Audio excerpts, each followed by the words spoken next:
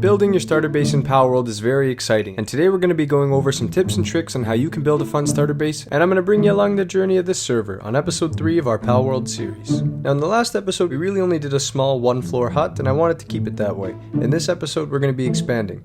It's up to you guys how you want to build your house, but for me, I'm going to be leaving the main floor entirely open for pals to walk through. If I want them to fill my chests, come in to sleep into the beds, maybe access the workbenches, this is how we're going to do it. Now the top floor, different story. I want the top floor to be completely enclosed, almost like a personal hideout for me. This is where my Minecraft player instincts come in. As you can see on screen, I'm kinda taking inspiration from other basic starter houses, and I feel like a top floor is necessary, at least for security reasons. As we get the roof onto this house, I feel it's important to remind you guys, make it how you want to make it. There is no rules to this game. Have fun and get creative. Me personally, I like to go for a mystery shack look because of my love for Gravity Falls, so that's why I'm going for these arched roofs, but you can do whatever you'd like for your house. One of my favorite things about Palworld is that there isn't one specific way to play the game, and this doesn't just apply to house building. You can go to any area you'd like, and you can attempt to catch any pal you'd like, regardless of what stage of the game you're in. We're just about complete the house, we're going to put these side panels into the roof, and I'm genuinely impressed with some of the buildings you can come up with. It might be a monster catching game, but they weren't lazy by any means with the design for the actual structures in this game. And just like that, we've completed our starter house. I hope you guys are just as happy with yours as I am with mine, because I think this is a great start to the server. Once again, we've got the safe top floor for storage and for hiding out. We've got the open, functional bottom floor for pals to run in and out of and help us out with functionality. I think this is a fine looking base. So we're definitely going to be using this top floor for storage space. If we have enemies attacking, I'll be shooting them out these windows. I like the use of the top floor. It's important to mention you have to be upgrading your pal box. Upgrade your base. This allows you to build more bases and also to have more pals working at your base. So in my case, I need a pal bed, and I also want to get a repair bench going. So anything that breaks, whether it be my tools, my armor, I want to be able to repair them very quickly. 6.5 hours later. Top priority for your base should be building a stone pit and a logging site, as you see here. You're going to be able to farm endless amounts of stone and wood. This is going to let us craft a crap ton of pal spheres, which is the priority. Now if you want to get pal spheres, look no further than the ranch. You need to build a ranch for your base 100%. This is going to help you with so many different stages of the game, from beginning to middle to late game. I'm telling you, you need to build a ranch. And good news for those who are early on in their playthrough, the ranch can be unlocked as early as level 5, and I think you should get on top of it ASAP. But who do you put in your ranch? Well, let's go find out. You're going to want to find Vixie. Vixie is the best early game ranch pal simply for the fact that she drops pal spheres inside your ranch. You need to get as many Vixies as possible, at minimal 1, so you can start farming the pal spheres. Now you can find these Vixies pretty easily by heading to the red and gray area on your map pretty close to the game's spawn point. This is the single most efficient method of crafting early game spheres, so please don't pass it up. If you don't want to build the ranch, you'll be stuck letting Kativa do whatever the hell this is.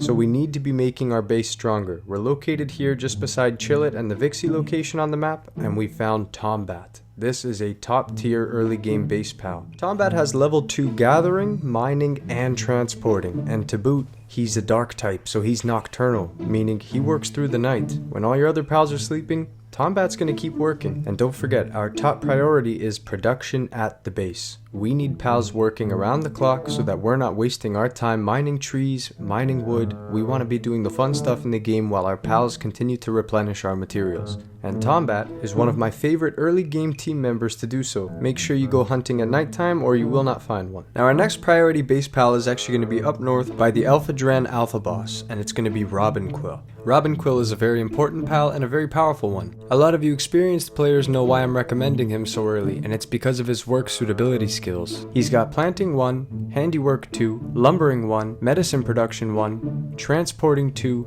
and gathering 2. This is ridiculously useful for an early game pal, and really any pal at any stage in the game. I recommend getting a Fox Sparks harness and burning this dude to a crisp, otherwise it could take a while early game to get his health down. It's also arguably the best early game weapon that you get access to, and it's pretty fun. Once again, just craft the Fox Sparks harness and you'll be able to use this at ease.